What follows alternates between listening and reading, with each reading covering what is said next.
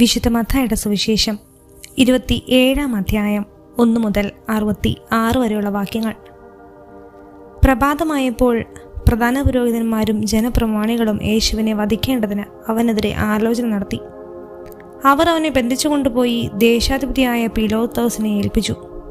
അവനെ ഒറ്റുകൊടുത്ത യൂദാസ് അവൻ ശിക്ഷയ്ക്ക് വിധിക്കപ്പെട്ടു എന്നറിഞ്ഞപ്പോൾ പശ്ചാത്തപിച്ച് ആ 30 വെള്ളി നാണയങ്ങൾ പ്രധാന പുരോഹിതന്മാരെയും പ്രമാണിമാരെയും ഏൽപ്പിച്ചുകൊണ്ട് പറഞ്ഞു, നിഷ്കളങ്ക രക്തത്തെ ഒറ്റുകൊടുത്ത് ഞാൻ പാപം ചെയ്തിരിക്കുന്നു. അവർ അവനോട് പറഞ്ഞു, അതിന് ഞങ്ങൾക്കെന്ത്? അത് നിന്റെ കാര്യമാണ്. വെള്ളി നാണയങ്ങൾ ദേവാലയത്തിലേക്ക് വലിച്ചെറിഞ്ഞിട്ട് അവൻ പോയി കെട്ടി ഞൊന്നു ചത്തു.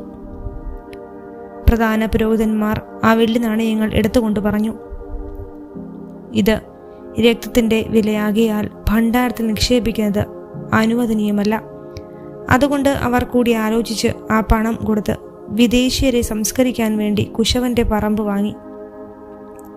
അതിന്നും രക്തത്തിന്റെ പറമ്പ് എന്നറിയപ്പെടുന്നു. പ്രവാചകനായ ജെറമ്യാ വഴി അരുളി ചെയ്യപ്പെട്ടത് അപ്പോൾ പൂർത്തിയായി. അവന്റെ വിലയായി ഇസ്രായേൽ മക്കൾ നിശ്ചയിച്ച 30 വെള്ളി നാണയങ്ങളോടൊത്ത് കർത്താവിനോട് കൽപ്പിച്ചതുപോലെ ആ കുശവന്റെ പറമ്പിലെ കൊടുത്തു. യേശു ദേശാധിപതിയുടെ മുമ്പിൽ നിന്നു. ദേശാധിപതി ചോദിച്ചു, നീ യഹൂദന്മാരുടെ രാജാവാണോ? യേശു പറഞ്ഞു, നീ തന്നെ പറയുന്നുവല്ലോ. പ്രധാന പുരോഹിതന്മാരും പ്രമാണികളും അവന്റെ മേൽ കുറ്റം ആരോപിച്ചപ്പോൾ അവനൊരു മറുപടിയും പറഞ്ഞില്ല. പീലാത്തോസ് വീണ്ടും ചോദിച്ചു, അവർ എന്തെല്ലാം കാര്യങ്ങൾ നിനക്കെതിരെ സാക്ഷ്യപ്പെടുത്തുന്നു എന്ന് നീ കേൾക്കുന്നില്ലേ? എന്നാൽ അവനൊരു ആരോപണത്തിന് പോലും മറുപടി പറഞ്ഞില്ല. തന്നിമിത്തം ദേശാധിപതി അത്യധികം ആശ്ചര്യപ്പെട്ടു. ജനക്കൂട്ടം ആഗ്രഹിക്കുന്ന ഒരു തടവുകാരനെ ദേശാധിപതി തിരുനാളിൽ അവർക്ക് വിട്ടുകൊടുക്കുക പതിവായിരുന്നു. അന്ന് അവർക്ക് ബറാബാസ് എന്നു പേരുള്ള കുപ്രസിദ്ധനായ ഒരു തടവുപുള്ളി ഉണ്ടായിരുന്നു. അതുകൊണ്ട് അവർ ഒരുമിച്ച് കൂടിയപ്പോൾ പീലാത്തോസ് ചോദിച്ചു, ഞാൻ ആരെ വിട്ടുതരണമെന്നാണ് നിങ്ങൾ ആഗ്രഹിക്കുന്നത്? ബറാബാസിനെയോ ക്രിസ്തു എന്ന് വിളിക്കപ്പെടുന്ന യേശുവിനെയോ? അസൂയ നിമിത്തമാണ് അവർ അവനെ ഏൽപ്പിച്ചു കൊടുത്തതെന്ന് അവൻ അറിഞ്ഞിരുന്നു. മാത്രമല്ല, അവൻ ന്യായാസനത്തിൽ ഉപവിഷ്ടനായിരിക്കുമ്പോൾ അവൻ്റെ ഭാര്യ അവൻ്റെ അടുത്തേക്ക് ആളെ അയച്ചറിയിച്ചു, ആ നീതിമാന്റെ കാര്യത്തിൽ ഇടപെടരുത്. അവൻ മൂലം സ്വപ്നത്തിൽ ഞാൻ ഇന്ന് വളരെയേറെ ക്ലേശിച്ചു. പ്രധാന പുരോഹിതന്മാരും പ്രമാണികളും ബറാബാസിനെ വിട്ടുതരാനും യേശുവിനെ നശിപ്പിക്കാനും ആവശ്യപ്പെടാൻ ജനങ്ങളെ പ്രേരിപ്പിച്ചു. ദേശാധിപതി വീണ്ടും അവരോട് ചോദിച്ചു, ഇവരിൽ ആരെ വിട്ടുതരണമെന്നാണ് നിങ്ങൾ ആഗ്രഹിക്കുന്നത്? അവർ പറഞ്ഞു, ബറാബാസിനെ. പീലാത്തോസ് അവരോട് ചോദിച്ചു, അപ്പോൾ ക്രിസ്തു എന്ന് വിളിക്കപ്പെടുന്ന യേശുവിനെ ഞാൻ എന്ത് ചെയ്യണം? എല്ലാവരും പറഞ്ഞു, അവനെ ക്രൂശിക്കുക. അവൻ അവരോട് ചോദിച്ചു, അവൻ എന്ത് തിന്മയാണ് ചെയ്തത്? അപ്പോൾ അവർ കൂടുതൽ ഉച്ചത്തിൽ വിളിച്ചു പറഞ്ഞു, അവനെ ക്രൂശിക്കുക. ബഹളം വർദ്ധിക്കുന്നതല്ലാതെ പ്രയോജനമൊന്നും ഉണ്ടാവുന്നില്ലെന്ന് മനസ്സിലാക്കിയ പീലാത്തോസ് വെള്ളമെടുത്ത് ജനങ്ങളുടെ മുമ്പിൽ വെച്ച് കൈ കഴുകിക്കൊണ്ട് പറഞ്ഞു, ഈ നീതിമാന്റെ രക്തത്തിൽ എനിക്ക് പങ്കില്ല, അത് നിങ്ങളുടെ കാര്യമാണ്. അപ്പോൾ ജനം മുഴുവൻ മറുപടി പറഞ്ഞു, അവൻ്റെ രക്തം ഞങ്ങളുടെ മേലും ഞങ്ങളുടെ സന്തതിയുടെ മേലും ആയിക്കൊള്ളട്ടെ. അപ്പോൾ അവൻ ബറാബാസിനെ അവർക്ക് വിട്ടുകൊടുക്കുകയും യേശുവിനെ ചമ്മട്ടി കൊണ്ടടിപ്പിച്ച് ക്രൂശിക്കാൻ ഏൽപ്പിച്ചു കൊടുക്കുകയും ചെയ്തു.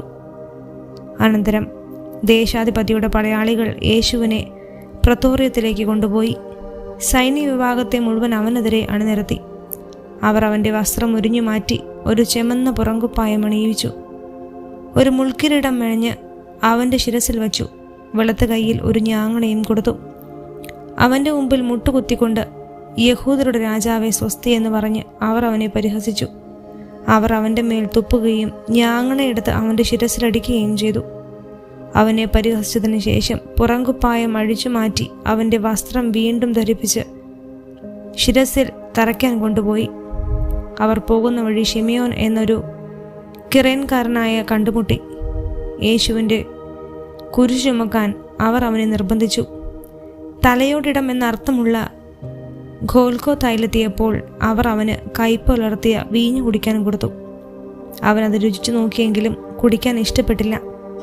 അവനെ കുരിശിൽ തറച്ചതിന് ശേഷം അവർ അവൻ്റെ വസ്ത്രങ്ങൾ കുറിയിട്ട് ഭാഗിച്ചെടുത്തു. അനന്തരം അവർ അവിടെ അവന് കാവലിരുന്നു. ഇവൻ യഹൂദരുടെ രാജാവായ യേശുവാണെന്ന ആരോപണം അവർ അവൻ്റെ ശിരസിന് മുകളിൽ എഴുതി വെച്ചു. അവനോടുകൂടെ 2 കവർച്ചക്കാരെയും അവർ ശിരസിൽ തറച്ച് ഒരുവനെ വലത്തും അപരനെ ഇടത്തും. അതിലെ കടന്നുപോയവർ തല കുലുക്കിക്കൊണ്ട് അവനെ ദുഷിച്ചു പറഞ്ഞു, ദേവാലയം നശിപ്പിച്ച് 3 ദിവസം കൊണ്ട് അത് പണിയുന്നവനെ, നിന്നെ തന്നെ രക്ഷിക്കുക. നീ ദൈവപുത്രനാണെങ്കിൽ കുരിശിൽ നിന്നിറങ്ങി വരിക. അപ്രകാരം തന്നെ പ്രധാന പുരോഹിതന്മാർ നിയമജ്ഞരോടും പ്രമാണികളോടുമൊത്ത് അവനെ പരിഹസിച്ചുകൊണ്ട് പറഞ്ഞു, ഇവൻ മറ്റുള്ളവരെ രക്ഷിച്ചു, തന്നെ തന്നെ രക്ഷിക്കാൻ ഇവന് സാധിക്കുന്നില്ല. ഇവൻ ഇസ്രായേലിൻ്റെ രാജാവാണല്ലോ. കുരിശിൽ നിന്നിറങ്ങി വരട്ടെ, ഞങ്ങൾ ഇവനിൽ വിശ്വസിക്കാം. ഇവൻ ദേവാലയത്തിൽ ആശ്രയിച്ചു. വേണമെങ്കിൽ ദൈവം ഇവനെ രക്ഷിക്കട്ടെ. ഞാൻ ദൈവപുത്രനാണ് എന്നാണല്ലോ ഇവൻ പറഞ്ഞിരുന്നത്. അവനോടൊപ്പം ക്രൂശിക്കപ്പെട്ട കവർച്ചക്കാരും ഇപ്രകാരം തന്നെ അവനെ പരിഹസിച്ചു. 6-ാം മണിക്കൂർ മുതൽ 9-ാം മണിക്കൂർ വരെ ഭൂമിയിലെങ്ങും അന്ധകാരം വ്യാപിച്ചു.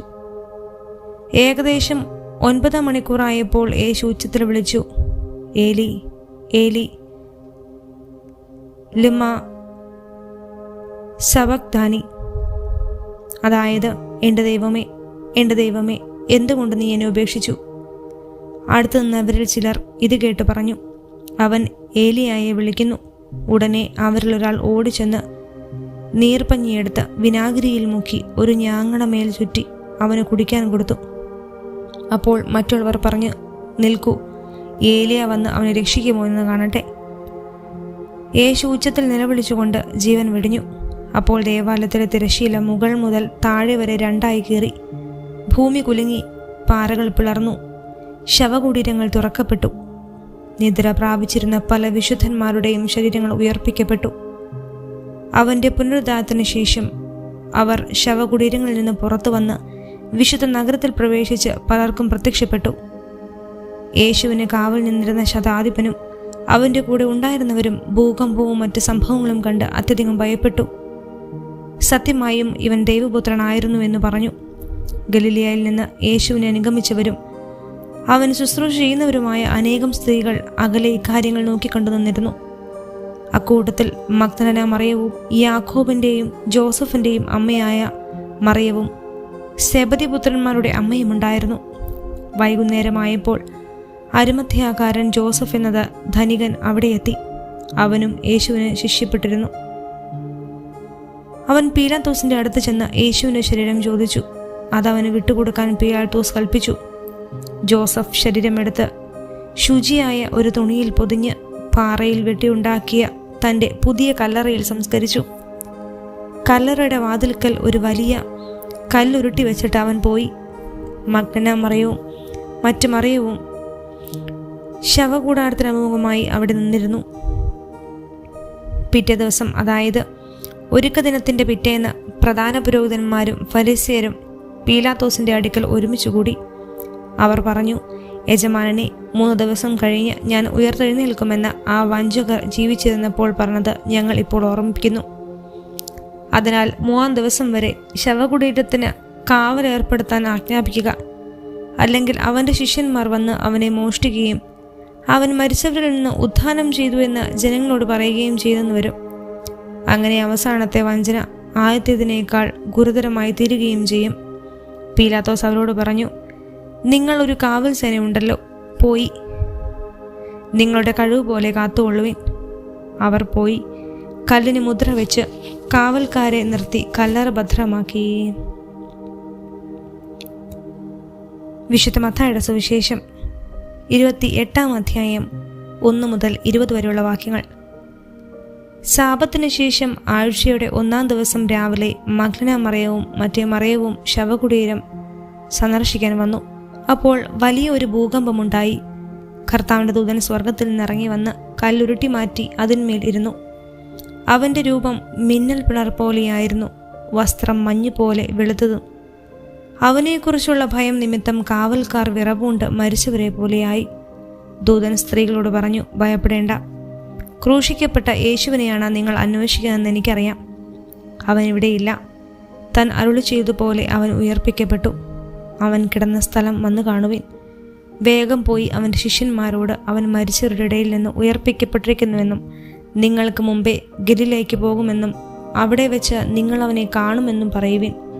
ഇതാ ഇക്കാര്യം ഞാൻ നിങ്ങളോട് പറഞ്ഞിരിക്കുന്നു.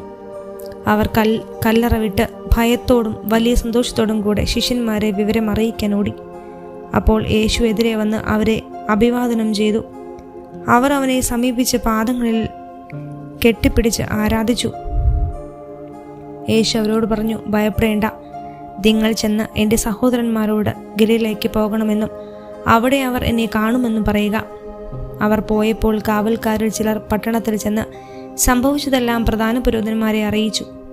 അവരും പ്രമാണികളും കൂടി ആലോചിച്ചതിന് ശേഷം പടയാളികൾക്ക് വേണ്ടത്ര പണം കൊടുത്തിട്ട് പറഞ്ഞു, ഞങ്ങൾ ഉറങ്ങിയപ്പോൾ രാത്രിയിൽ അവൻ്റെ ശിഷ്യന്മാർ വന്ന് അവനെ മോഷ്ടിച്ചു കൊണ്ടുപോയി എന്ന് പറയുവിൻ. ദേശാധിപതി ഇതറിഞ്ഞാൽ ഞങ്ങൾ അവനെ സ്വാധീനിച്ച് നിങ്ങൾക്ക് ഉപദ്രവമുണ്ടാകാതെ നോക്കിക്കൊള്ളാം. അവർ പണം വാങ്ങി നിർദ്ദേശമനുസരിച്ച് പ്രവർത്തിച്ചു. ഇത് ഇന്നും യഹൂദരുടെ ഇടയിൽ പ്രചാരത്തിലിരിക്കുന്നു. യേശു നിർദ്ദേശിച്ചതുപോലെ 11 ശിഷ്യന്മാരും ഗലീലയിലെ മലയിലേക്ക് പോയി. അവനെ കണ്ടപ്പോൾ അവർ അവനെ ആരാധിച്ചു. എന്നാൽ ചിലർ സംശയിച്ചു. യേശു അവരെ സമീപിച്ച് അരുളി ചെയ്തു, സ്വർഗത്തിലും ഭൂമിയിലുമുള്ള എല്ലാ അധികാരവും എനിക്ക് നൽകപ്പെട്ടിരിക്കുന്നു. ആകയാൽ നിങ്ങൾ പോയി എല്ലാ ജനതകളെയും ശിഷ്യപ്പെടുത്തുവിൻ. പിതാവിൻ്റെയും പുത്രൻ്റെയും പരിശുദ്ധാത്മാവിൻ്റെയും നാമത്തിൽ അവർക്ക് ജ്ഞാനസ്നാനം നൽകുവിൻ. ഞാൻ നിങ്ങളോട് കൽപ്പിച്ചവയെല്ലാം അനുസരിക്കാൻ അവരെ പഠിപ്പിക്കുവിൻ. യുഗാന്തം വരെ എന്നും ഞാൻ നിങ്ങളോട് കൂടെ ഉണ്ടായിരിക്കും.